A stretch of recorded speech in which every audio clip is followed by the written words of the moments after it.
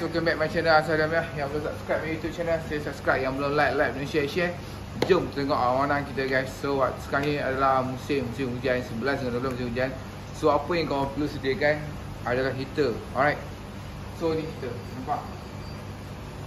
Dalam tank awanan kita memang letak heater lah waktu hujan ni. Kalau tak hujan kita tak on heater. Kalau hujan tak on heater lah. Tengok, semua tank awanan kita ada heater. Tengok yang lain lagi.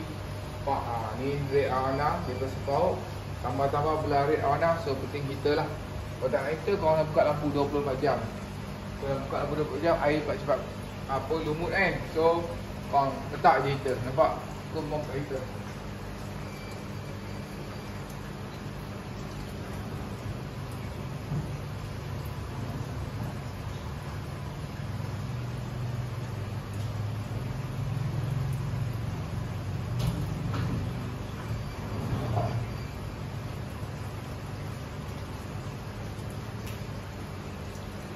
So tip kali ni guys, letak heater, okay, letak heater, right.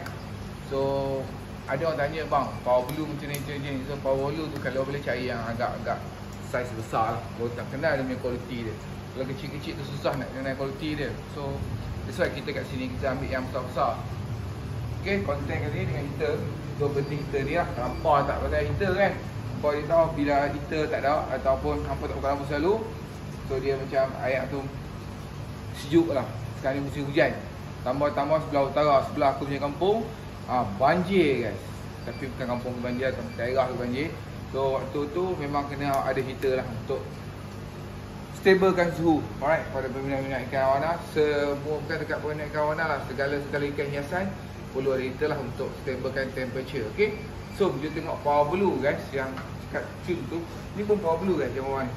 Handsome dia tu, padu tu guys. Ni power blue cun gila. Nampak? Tu ni yang sudah besar, saiz besar. Cun, nampak?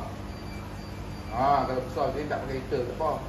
Kalau kecil-kecil on heater guys. Jom kita tengok pula power blue yang kecil lah. Jom guys, jom. Jalan. Ni heater.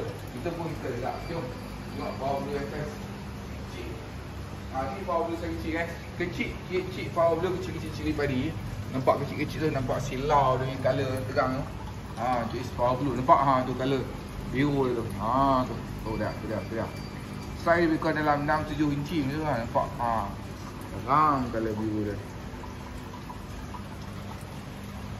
Nampak, kau boleh nampak color tu.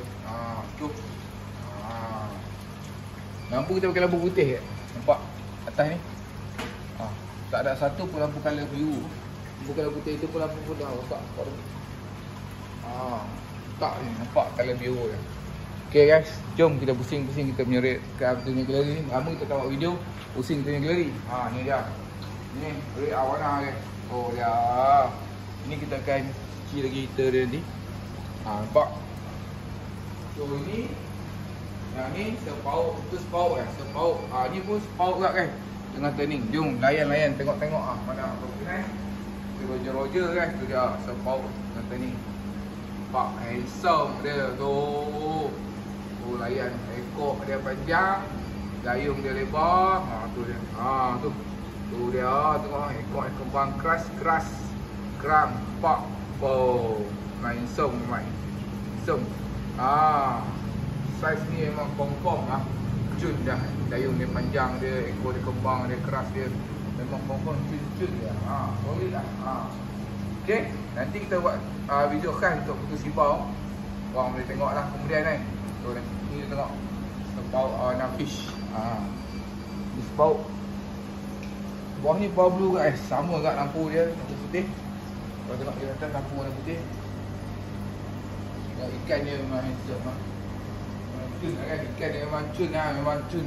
Handsome. Kita pakai iPhone je, tak pakai kamera yang betul. So suara agak dapat didengar clear Alright. Kalau tak dengar agak, nanti kita buat proper video lah. Okay guys, so kita jumpa lagi.